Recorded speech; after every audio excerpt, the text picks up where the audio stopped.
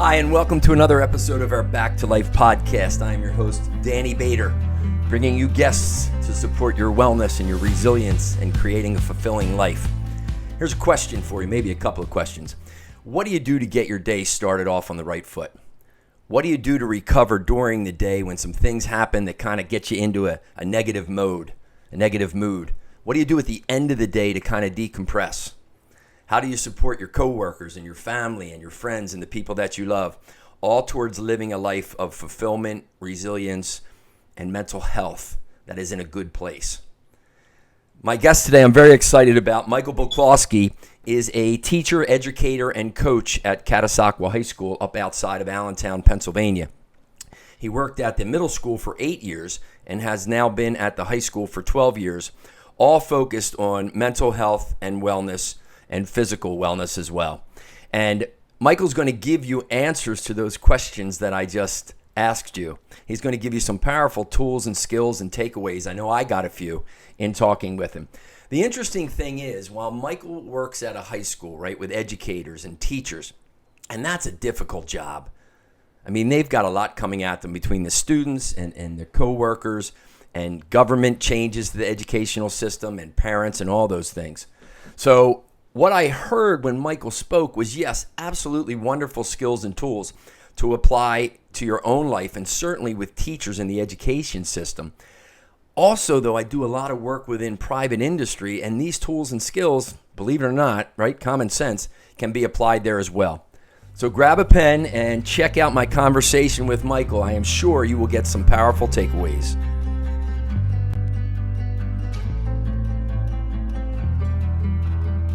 Hi, everybody, and welcome to our podcast, Back to Life today with Michael Baclawski. I think you're really going to enjoy this one because we hear so much about health and wellness and mental health in so many different areas, corporate America for sure, and we certainly hear about it in our schools. So I'm excited, Michael, to have you here. I appreciate you joining us. Thank you. I'm really excited to be on. I've been listening to the show, and I just love what you're all about. I love it. Oh, cool. Thanks a lot. Thanks a lot. So listen, as a teacher, you've been 20 years in the district in Catasauqua. Correct. And you were in middle school for 8, you said? First 8 years. First 8 years, and then they moved you over to the high school there to work on the fitness and the wellness program, which I love that word. Correct. When you're dealing with teachers, I mean, you're a teacher, you're an educator, you're a coach. What are some of the things that teachers can do for themselves? And I'm sure as you talk about this, all of us who are not teachers can probably do these as well. What are 2 or 3 things they can do to support their, high levels of positive energy and resilience and staying focused and mentally well? What do you think? I mean, I think it's important for all of us to be the best version of themselves as they can be. I know I try to practice that and trying to bring the energy because kids pick up on your energy. We're trying to create an environment where everybody has an opportunity to learn not only the curriculum in the classroom, but life things. Let's face it, teachers aren't just teaching their curriculum anymore. I mean, we are life coaches and, we are there for these kids in so many ways. And sometimes the kids don't even understand to the level that we are there for them. And I mean, teaching is life. It takes a really special person to do what we do. Yes. And I'm really proud of that. So for me, one of the big things myself is my morning routine. I am so huge on my morning routine. When we do our summer thing, I'm off my routine. And, sometimes when we get back to school and we get back to it, I'm like excited to get into my morning routine. So for me, my morning routine is, wake up somewhere in the 5:25 neighborhood, get the sleepies out of my eyes. And I've got to get, my workout in. And it's a promise that I make to my students. I'm a big, practice what you preach or teach. If we're teaching kids to try to be the best version of themselves, we have to be the best version of ourselves. Yeah. So I make a promise to the kids. If you see Mr. B at school today, I promise you, I got my morning workout in. It is a part of what I do. Nice. And I always tell the kids too, wake up and leave your bedroom with 2 wins. And this is something I kind of got from a podcast that I was listening to. I don't know if you ever listened to Rob Dial, Mindset Mentor. I have. I've heard of him. Yeah. It's a pretty neat one. Leave your room with 2 wins. Don't hit the snooze button and make your bed. And I know the Right. make your bed thing was I think there was a big commencement speech in Texas, University of Texas in 2014. There's a Yeah, there was military I person. think Navy Admiral or something that was Yeah, I pretty think it was a viral. Navy SEAL. Yeah. So, Yeah. I practice that, and then it's something that I have my kids do. And I say that number 3 for me, the hat trick, is getting that morning workout in. Mm-hmm. And after I get the morning workout in, I meditate a little bit, reflect, get my mind set ready for the day. And sometimes I'll get out the shower and hit my Siri reminder. Hey, remind me this morning in health class block 1 to start off with this. So great Nice. ideas, just, and I feel like then when I show up at work, uh, you know, 7:15ish, getting ready for our day, I'm already operating at an optimal level because I've been awake and at it for a good 2 hours. I love it. So good morning routine. I call it the 35 when I speak with people. I think I say to folks, what's the top 35 minutes of your week? They ponder for a little bit because they're thinking of 35 minutes. Whereas then I challenge them and say, what about the first 5 minutes of each day? Right. When you come back to life. So I have a series of letters that I use, and it's SVMA. And I did it this morning. I do it every day. S is for spirit. So I want to make sure that I connect to something bigger. I call it God. Some people may call it something else, but just to realize that we're all part of something bigger. And there's an energy in there in us that's really, really valuable and really strong. And then the V is for vision. So I start to think, okay, what was my vision for the year, my goals? What do I still need to be focused on before the end of the year? M is mindset, as you spoke about. So I really get up in between these ears and make sure that it's a pretty good place to be. And then A is action. And I just, I'll say, okay, what 3 or 4 things must I do today? Who do I need to call? What emails do I need to send? What article do I need to write? So I just get really clear on that. So I think that's cool that the morning ritual is something that you do. It's huge. Yeah. So any teachers out there that are kind of struggling with this lower energy, listen to your colleague here and start to orchestrate some type of ritual in the morning, right? Gratitude, exercise, meditation. And the other thing I liked that was really good for you, and I encourage everybody to think about this. When you have a thought, then you'll say, hey, Siri, remind me of this. Too many people are keeping a lot of life up in their head, all their to-dos, and that's just a huge source of stress.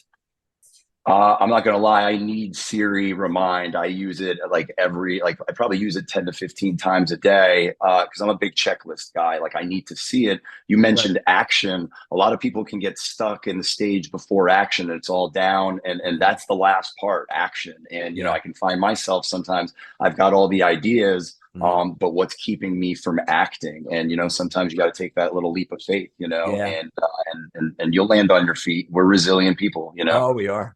Yeah. It's funny. I'm not going to say the SIRI word again, but when I just said it, my phone said, I'll put a reminder. So if anybody was listening and they heard another voice, that was SIRI.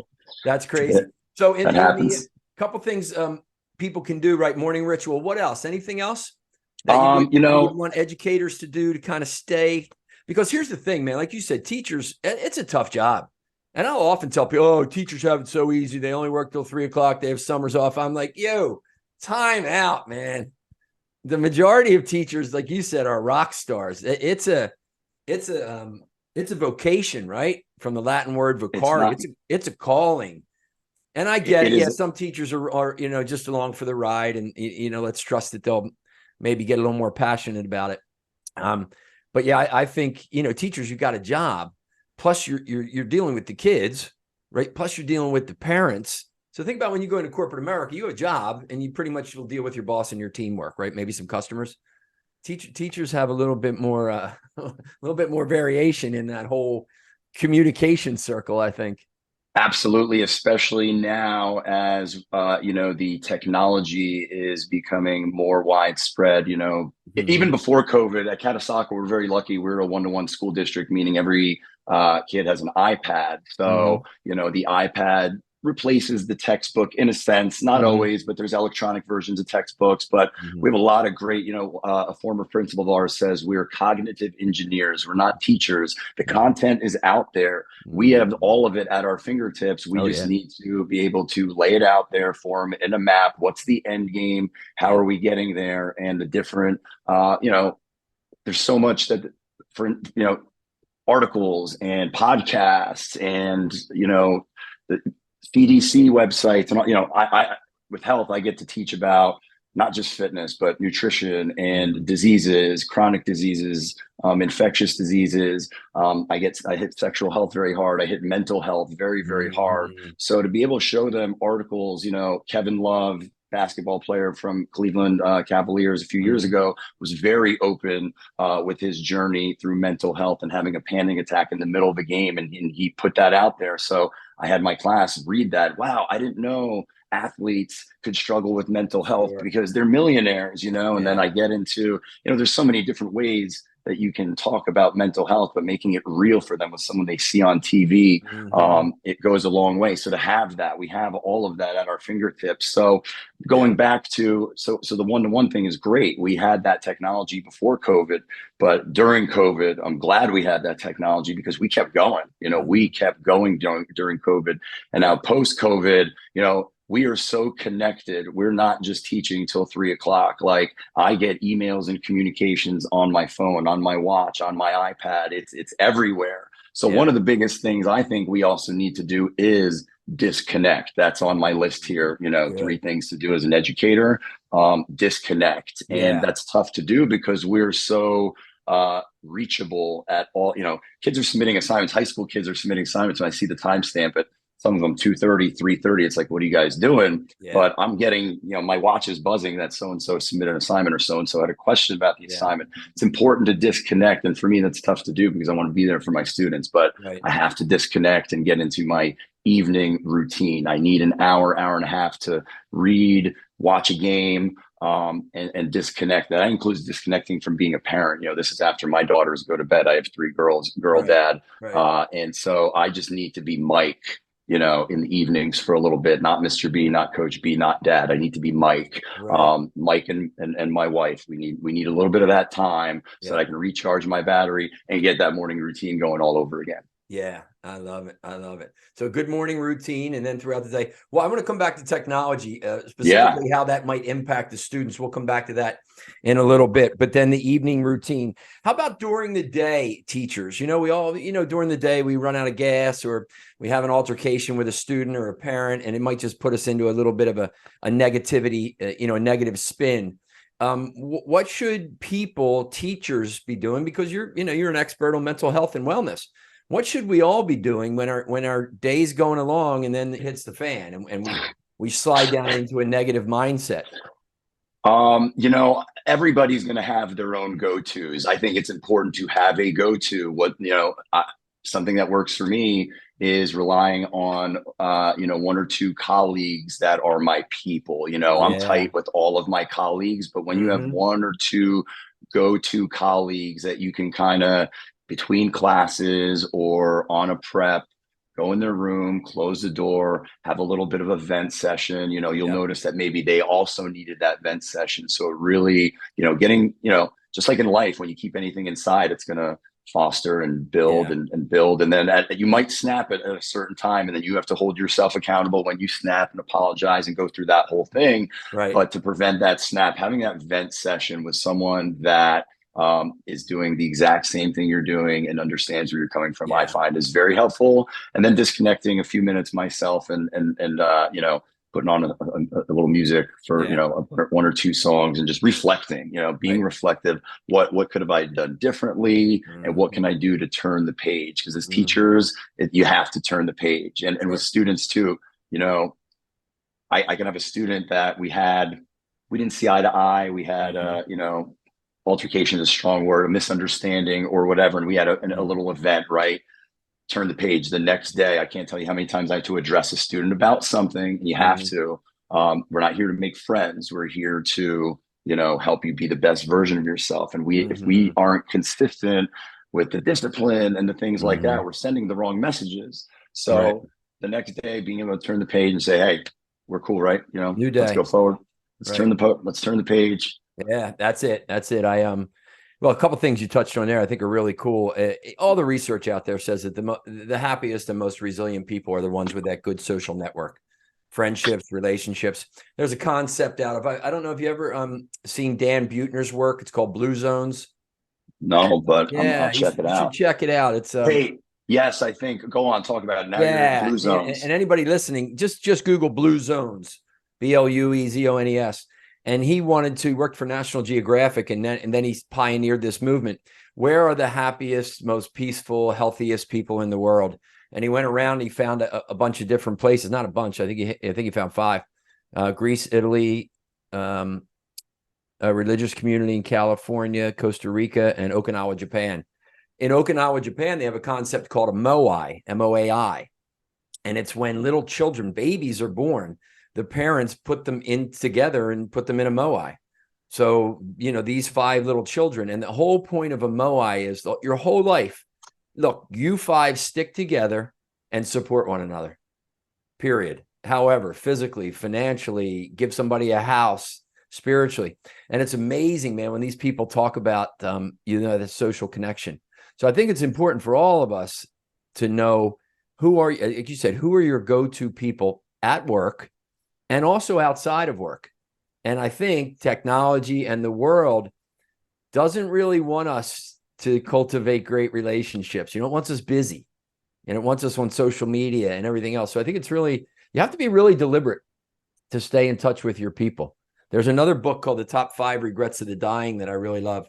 And because it's powerful, you got people at the end of their life's journey, and they're saying, hey, here's what I would have done differently. And one of them, I wish I stayed more in touch with my friends. So that's pretty powerful for sure. Powerful. You touched on some great things there that then opened up in my mind, not just for teachers. One of the things I talk to my students about, because at the end of the day, I'm teaching about decision making and giving you content, giving you the latest statistics, the latest trends, and helping you make the best decision for yourself. So when we get into, addiction, and substance use, I'm teaching high schoolers here, we're kind of giving them, resiliency training, if you will, but making them aware of what's out there. We can't hide our students. We have to prepare them to be resilient. Sure. You're going to make mistakes in life. Don't make the same mistake twice. Don't go looking to make mistakes, but learn from those mistakes. And I talk to them about, I hope that, you don't make a mistake that you can't come back from. And when you are in a situation where you need somebody, and this doesn't have to just go to students, this can go to anybody, who's that one person that you can call at 3 a.m. if you needed something, whether there was some sort of trouble or you needed somebody, or you needed a vent because you had a good cry because something happened, to break up or something.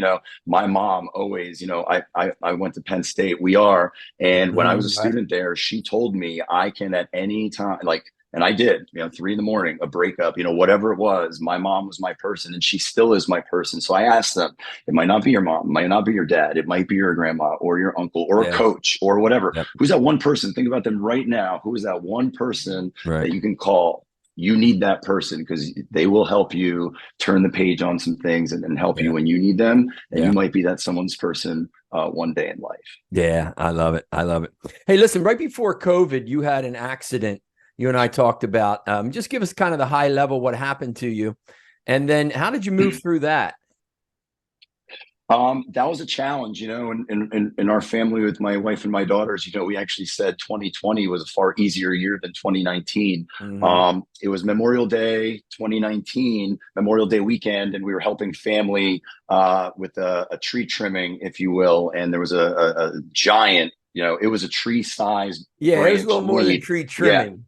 Yeah, it wasn't trimming. You're right. It wasn't trimming. So, it's something I've done before on our property, bringing down a huge limb. So we went up there and brought down the limb. It fell exactly where it needed to fall. And we were celebrating because it was a narrow little, property. And we thought the hard part was done. It fell where it needed to fall. Right. When I went, but it was the trunk was still connected to the tree. And when I went to clean it up, the ladder shifted, and the tree, let's face it, it was a tree, came down and grazed my ear, hit my shoulder, but then it pinned my arm. I was about 10 feet off the ground, pinned my arm at the top of the ladder, and I couldn't get my arm out. I could move it, which was a good sign. I wasn't going to lose the arm, but I was stuck. And I held myself in a squat up in this tree for 30 minutes as my daughters, who were looking through the window, are crying. My wife, called 911. Everybody remained calm. Some of my training as a teacher went into play. I was like, don't worry about daddy. I'm good. I was just letting everybody know I was good. That was like something that was so important to me, letting everybody know I was good. Right. I could move my arm. I was fit. I could stay up there. So, the whole cavalry came. You could hear them coming closer and closer down the block. Fire trucks, the squad, the ambulances, the cops, they all came.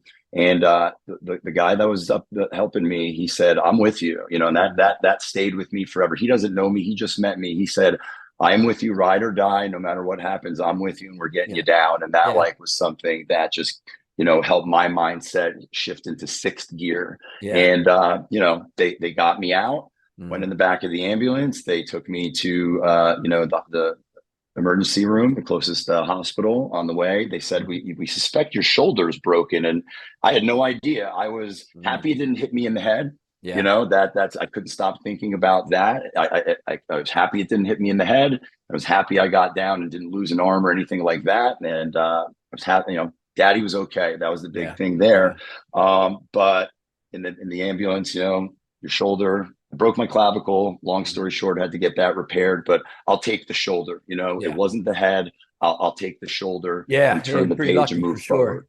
So the big thing there was, very lucky, very lucky. But, I have a story to tell now and, about perseverance and second chances and such. And, I couldn't wait to get back to work and tell my story and show the resiliency that I always talk about and something that I've been working on as far as my mindset and my positivity. And that was definitely a test. That was a test. So, So when you come back from that, right? I mean, you're fit, you're passionate dude about loving your students and supporting them and your family.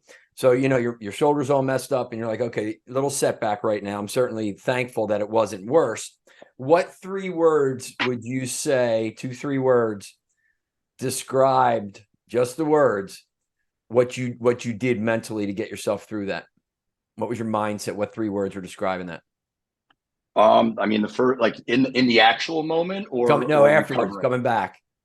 Getting through those, month, 2-3 months of getting back to where you needed to get back to. I mean, obviously resiliency, that's the easy one, resiliency. And I just wanted to be an example of that, so this gave me an opportunity now, a story to put that for my students, for my soccer players, for my daughters, that was an example of resiliency, and I wanted to get back to teaching. I wanted to get back to my morning routine ASAP. And I was able to do that. I wasn't going to use the accident as something that was going to deter me from moving forward, Right. And very positive mindset. So interesting there for anybody listening right now, if you've been through struggles in life, or maybe you're listening to Michael now and you're going, wait, this guy's kind of talking to me right now because you are in a struggle.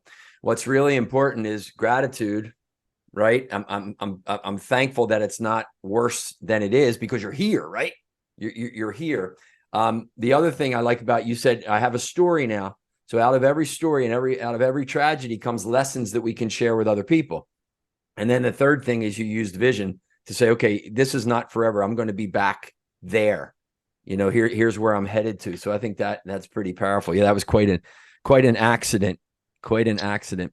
It's funny. I'm sorry. It's funny because, as soon as I began healing, the actual harder part was, and I was getting back to it, the morning routine, even when I was hopped up in a sling, I was still walking, and I'd walk further because it's such a big part. I have to get it in. I have to get it in no matter what condition I'm in. I have to get it in. And there are people out there that are going to understand that, that morning routine is important for me to continue doing what I'm doing at the highest, most optimal level. And after, I was put to the test as soon as I started healing up. I was hospitalized for 7 days, 3 weeks after the accident for cellulitis in my knee. And I was away from my family by myself in a hospital bed. That was, quite honestly, probably just as challenging, except it wasn't just a single event that I had to think about. It was now, geez, I just healed up and here I'm in a hospital bed by myself, missing the 4th of July with my family as my daughters go to Long Island to celebrate with family. And I was, I was emotional. I was by myself. And that was actually almost harder for me to turn the page on, because it was lingering for most of the summer. And but I was able to turn the page. Family vacation at the end of the summer definitely helped me to get my mindset back where it needed to be, and it had me ready for the next school year. And then COVID happened, and it was like, you Yeah. know, what is going on? Like I'm running out of pages. Our friend COVID, man, what a brutal. What you talk about there, though, is so important too. Is that your ability, regardless of you're in the hospital for 7 days. The last of our greatest human freedoms, Dr. Viktor Frankl said, is our ability to choose our attitude in any given set of circumstances. So just knowing that really sometimes can give you the ability to reflect on where you are. And the facts are probably brutal, negative. You're really dealing with the struggle, you or somebody else. And you can still choose, how do I want to think about this brutal thing that I'm going through right now? And oftentimes it shows up for people when they lose a loved one, or a child or something like that. But that's a powerful concept that you talk about. And I want to get back to the students right now. So you talked about some good things that teachers can begin to do, and I think many of us can begin to do. Are there anything, I know there are, what things are important for students this day and age, high school students, college students, to really have an understanding that they need to focus on their mental health and their mental wellness? It just doesn't happen. There's certain principles in life that we must understand and we must apply. So I'd love for you to talk to our audience a little bit more about what do you do with the students? What do you encourage them to do to stay, healthy in all ways? I talk about my journey a lot, and I talk about some of the struggles that I had maybe more when I was a high school student. So, I don't want to beat the dead horse here, but I use my journey and my routine. And I ask them, maybe it's not getting up and working out every day. But what can you do for yourself, whether it's reading, whether it's playing guitar, what's something that you're passionate about? Like, find something that you're passionate about. Because, in this day and age, technology can be great, but the kids are getting lost in the technology, and it's important for them to disconnect. I think, and that's why I wanted to come back technology there before we move on. So you strongly encourage the kids to disconnect, because I'm sure many of them wake up in the morning. I know my kids sometimes, and they start scrolling Instagram or TikTok or something before they're even out of bed. They haven't brushed their teeth or anything. And man, I just think that is not what you want to be putting into your head when you first come back to life in the morning.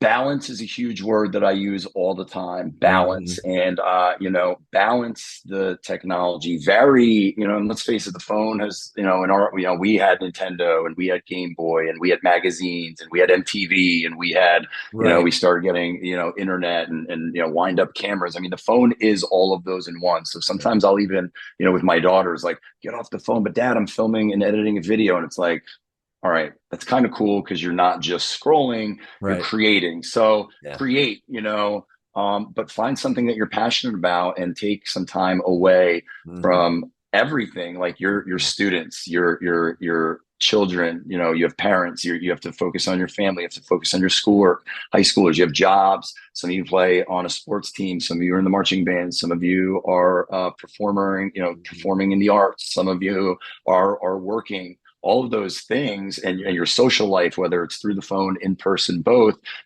you do have to make some time for your passions, and that's important. And I always talk about balance. You can have all the work ethic in the world, and I applaud the work ethic, but you also have to unplug and recharge your batteries. That way, tomorrow, when you get back to that work ethic and back to that grind, you're operating at a 10 and not a 7. Yeah. Do you talk to the kids at all? I'm sure you do, about meditation, breath work, journaling? I do. Any of that kind of stuff?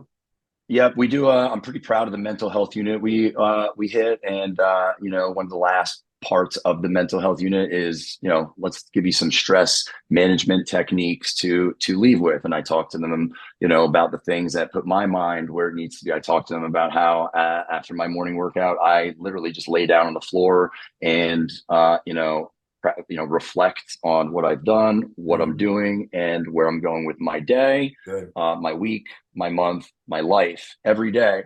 So then we'll take them through, and I'll have turn out the lights. I'll put their heads down. I have some a really neat. There's a song by Incubus called "Aqueous Transmission" that is very, very spa vibey, and I take them through. We guided relaxation, visualization type tell of me thing. Tell me that song again. That sounds good. It's called "Aqueous Transmission" by Incubus. It is a beautiful song. It's long and very just very layered and ambient, if you will. It's neat. Yeah. I like to put on classical or music like that when I'm working sometimes, or if I'm writing. So I'm going to check that one out. Thanks. We'll put that in the show notes as well for anybody that might want some kind of Zen vibe music for themselves. Yeah, and I tell the kids, because then we'll do one in the gym where I ask them, and it's funny, they love this one. And I'm like, all right, if you like that, I'm going to take you through an even bigger and deeper 25-minute session where I'm like, Mr. B is going to encourage you to go to sleep. What teacher is going to encourage you to take a nap in class? Okay. Yeah. Me, that's who. Usually trying to keep them awake, right? Yeah. So we do it in the gym, lights out, completely at rest. And I take them through somewhat of a script that, I kind of navigate through, but there is a script there. And just, putting awareness on your mind and let that flowing comfort. It's called flowing comfort. Let that flowing comfort now radiate down your face and down your shoulders. And they're visualizing and thinking of a happy place. It's a really neat thing. And the kids really do. You can tell the kids that buy in. There's a few that don't buy in, but by the middle, they're like, I can tell they finally bought in. Some are skeptical early on and stuff. And there's, and it's great. And then the big message is, listen, you might not have your parents read you this script and do it at home, but you can take yourself to this very moment anytime by laying down, turning the lights down, putting on some music that you want to drift away to, and just unplug and allow your mind to rest and meditate, and then see how you feel afterwards. So, with my classes, I like them to have something that they can take away and apply to their lives. And sometimes it can be right then and there. And sometimes I'm like, the things that we're talking about, you might not understand for another 5-10 years, but you look back and be like, we kind of knew what he was talking about, didn't it? It's well, pretty they cool. usually do, right? It's pretty cool. Yeah, students and children, they usually look back years and say, hey, you know what, Mom, Dad, Mr. B, you were right. Catasauqua was a very small community, very small town, and having former students, and interacting with them quite often, and hearing kids say, Mr. B, keep teaching, keep doing what you're doing, and knowing that I made an impact on them, that's another thing that just drives me to be the best version of myself, because hearing kids, teaching is a feedback business. Like, we're giving kids positive feedback, constructive feedback, nonstop. And sometimes it's nice for us to get that feedback. I don't do it for the feedback. I do it with no expectations, nothing in return. But I'm not gonna lie, when you get that in return, it gives you, a little pump, It does. So it's cool. So it was great. You've covered a bunch of things about what teachers can be doing. I love the one morning, the morning routine. Get into something like that. Have your people around, somebody you can go to, and practice some stillness and disconnect at the end of the day. Get away from technology. All those things. They're probably the same thing for the students, as we kind of wrap up here talking about the students. Really important for the students to have friends to go to, right? 100%. Yes, you probably push the message out there. I often challenge people. I say, there's probably somebody around you right now that needs you more than you're showing up. And it's not a judgment. It's just that we get busy. So I'm always conscious to kind of think, who in my life right now might need me just to show up and say, hey, man, just thinking of you. What's going on? Anything I can do to support you. So I'm sure you deliver that message to the kids. And I'm almost like anti-bullying. Listen, absolutely. If somebody's different than you and you don't choose to engage with them, all right, great. Love them from a distance. Understand they're just different from you, and that's fine. And though, keep an eye out for some people that might need you just to say, hey, man, what's going on? We talk about just how, I try to embrace how different each and every kid is. And, high school, can be a really tough time growing up. I as much as I love my high school times, I don't care to go back there and relive it whatsoever. And I tell the kids, and especially in this day and age, all the different things that they're coming up with, but I ask them to acknowledge and embrace how different we all are. Like the kid to your right, the kid to your left, you might be a family of 4, parents are married. Kid on the right might come from a single family home. kid on the left, their house might have burnt down, when they were 6 years old, and they have that everybody's story is different, and you need to embrace that and be there for each other. And those are definitely, I'm really big on creating culture, whether it's in my classroom, whether it's in the gym, whether it's on the soccer field with my teams. And that starts with, the leader figure, whether it's the teacher, the coach, or in your household, just building a positive culture where we're all in this together, and just embrace the person next to you. Because like you said, you never know when you need to be that person for someone else. So, I'm grateful for the field that I'm in and what I get to do every day. Yeah. Well, you're doing great work for sure. And real quick, as we wrap up, you guys at Catasauqua High School, guys and ladies, won an award, right? What was that all about? Yeah, we were the Morning Call best workplace in the area. So the Morning Call represents the Poconos, the Lehigh Valley, Berks County. 4 years in a row, we were named best workplace in the Morning Call, and then we were nominated as a best workplace in the United States in 2021. So that's cool. That's not best school. That's best workplace. Best workplace. So you're going up against all other businesses, right? Best workplace. Yeah. Sometimes those things can come off as a popularity contest, but we're a small school. We graduate 100 kids a year. So, I don't know, that's an honor for a small school to be recognized for that. And I'm not a Yankee fan at all, but I tell my building administrators for 20 years, I hope that I can start my career and end my career at Catasauqua, just like Derek Jeter started and ended his career as a Yankee. It's a great place. Cool.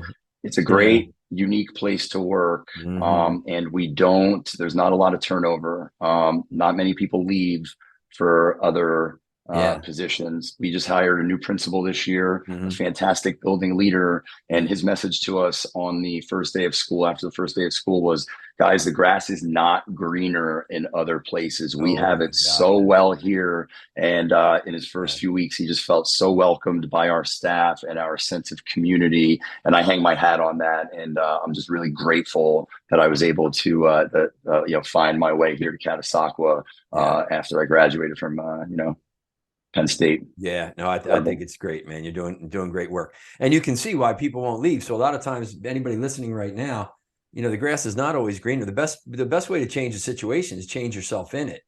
And I think what you've talked about, and you've given us some really good takeaways, whether you're an educator or whatever you do, because I think the principles you spoke about, I know they apply to all of us. So the best way to change a situation is change yourself in it. And when you have an organization like Catasauqua High School, and everybody is relatively committed to that, we have good days and bad days, but when everybody's relatively committed to coming to school with good energy and having the ability to deal with some crap that shows up throughout the days, really caring about the students and teaching them a curriculum, yes, just like in corporate America, doing the job, yes, and helping that person, supporting that person to be the best version of themselves, to create a life of fulfillment and a life of resilience. So, Michael, I got to just, thank you again for coming on. I certainly appreciate it.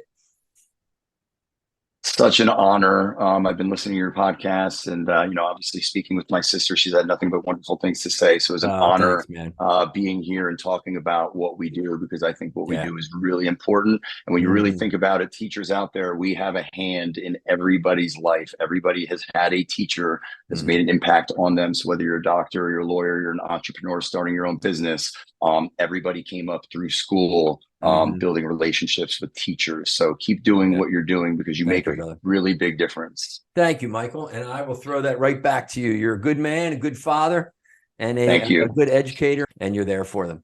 So thanks a lot, brother. I appreciate it. Thanks a lot. Thanks for having me. You got it. All right, everybody. Hey, listen, until next time, take away some things that Michael offered you. Start to experiment with 1 or 2 or 3 of the principles that he spoke about.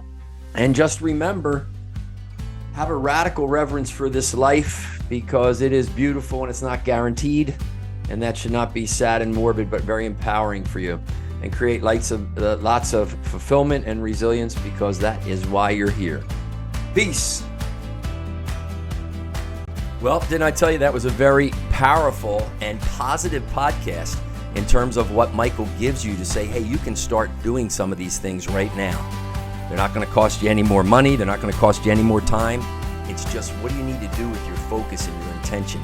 Some of the things that showed up for me certainly was where Michael talked about helping the students, supporting the students and his coworkers to just become the best version of themselves. I love when he talked about just turn the page every day, and that's a theme for us here at the Back to Life brand. Every day you come back to life, and regardless of what happened the day before, you have an opportunity to focus a little differently and create some things that you want to create. So I really loved that. I also liked how he talked about his morning ritual of getting 2 wins before you leave the bedroom and getting his exercise in. And then I spoke about that concept I have of 35, the first 5 minutes of each day of the week, the most powerful 35 minutes that you have during the week. What are you doing with them in terms of your mindset and in terms of your focus for the day and in terms of thinking about what actions do you need to take? So that was very, very powerful. And then, of course, I really loved when he talked about a support network. You have to have that go-to person or people where you can just sit with them and sometimes just vent, just talk, and just course correct. I also liked how he talked about disconnecting from technology. I think that's something that is always on our radar, just to put the phone down and get off the computer a little bit. So take away 2 or 3 things from my talk with Michael. Begin to experiment with that and let them drive you to a life of more fulfillment and more resilience and having a radical reverence for this life, because that is why you are here. Until next time, peace.